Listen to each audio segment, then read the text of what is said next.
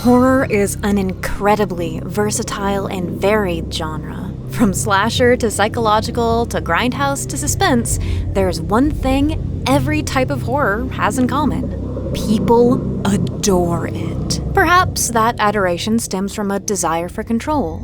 Watching horror content allows a viewer to experience terror in a controlled environment, whereas life is often frightening in ways that we cannot control. It also tends to be horrifying in ways entirely different from the genre that we oh so adore. We are unlikely to be chased by a giant creature with gnashing claws and razor-sharp teeth, after all. Usually, our real-life fears are not nearly as straightforward. Whereas a saw trap may crush you for not revealing a dark secret to your loved ones, life puts horrific amounts of pressure on us to voluntarily surrender our freedoms if we want to exist in a society that we are unable to escape from. So, it can be cathartic to see things played out in such tangible ways. That is the entire reason why in It, the clown terror Pennywise targets children. He is a coward who finds it better to recreate the straightforward fears of a child's imagination than to ever try to approximate the horrors of adult life. That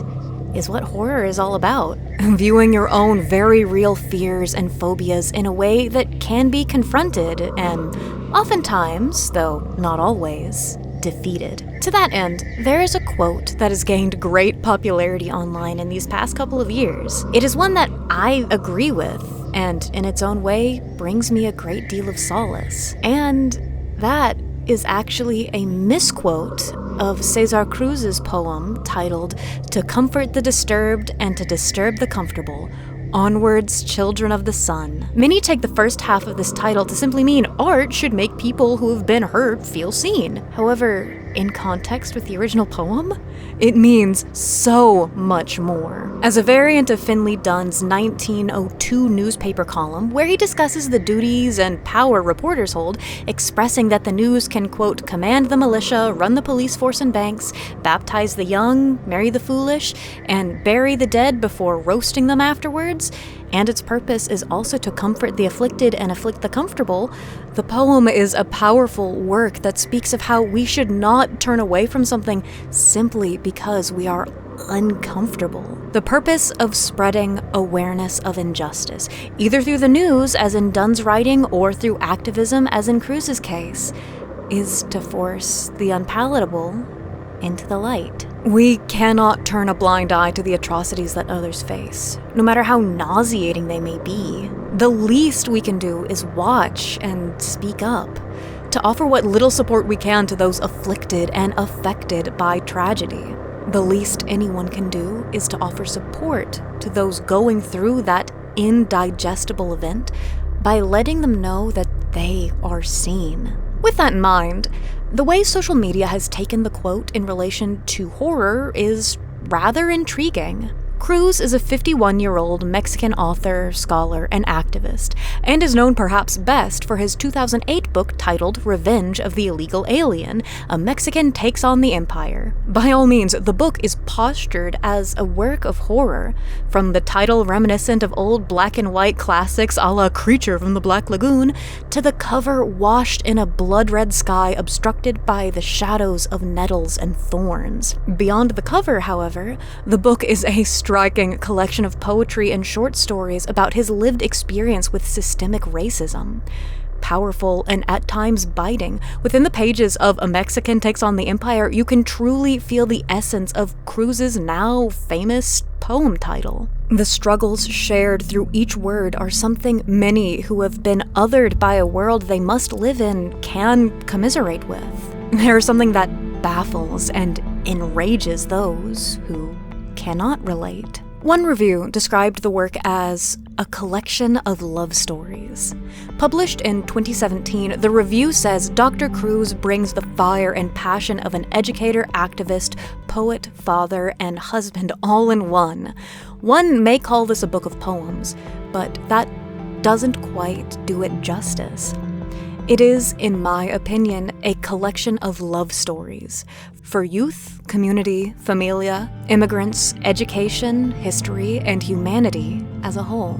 This is perhaps a perfect example of the feeling that gained the quote so much recent popularity. While we should remember the overt connection to activism, you may still find that comfort from your affliction and disturbance in the strangest of places. A tale of recounted oppression touted as being filled with righteous rage and intended to share that wrath with one audience may read as a beautiful love story by another who has shared those experiences. There will always be those who create horror for their own satisfaction, a desire to harm others or to see others harmed. What one may call a sick satisfaction, or putting more darkness into the world. However, not all horror is made to give the catharsis born from overcoming whatever evil plagues a protagonist at the story's end, and only serves to wind audiences up and leave them more cagey than when they entered.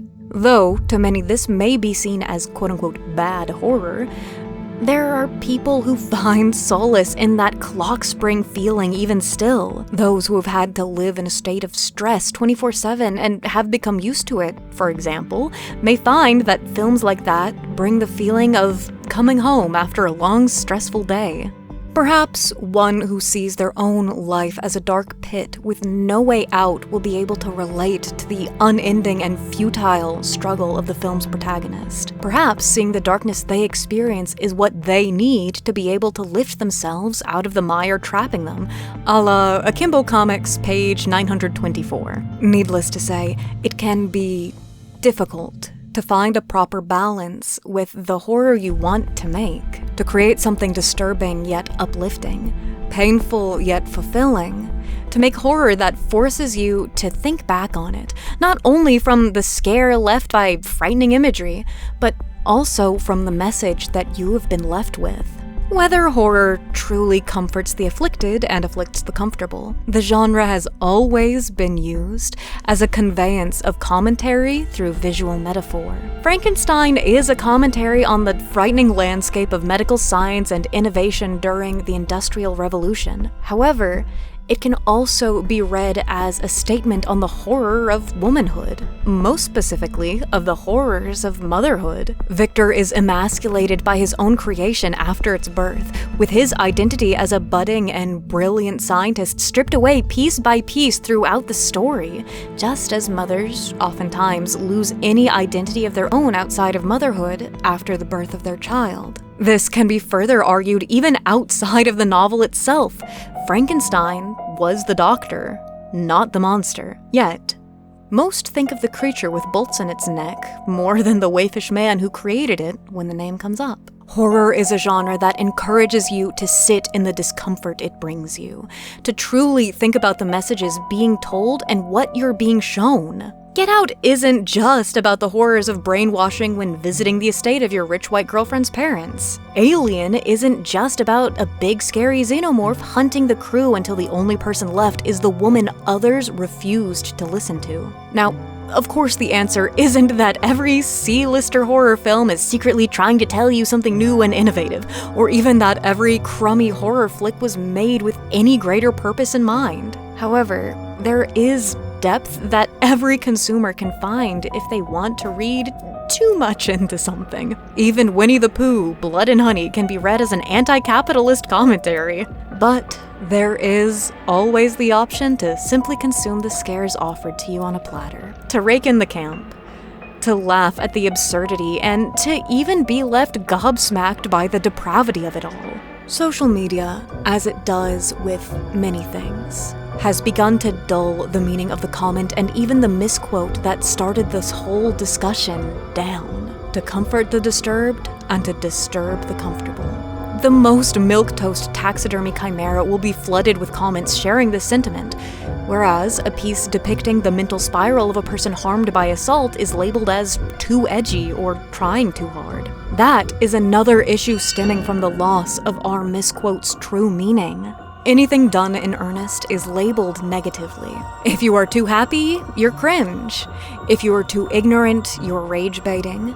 If you're too angry, you're clip farming. But It is so important to not allow ourselves to lose our edge or dull our corners out of fear of ridicule. The poem itself is a description of terrible events and of the cyclical nature of history's atrocities, of murder, of assault, of the worst that man can do.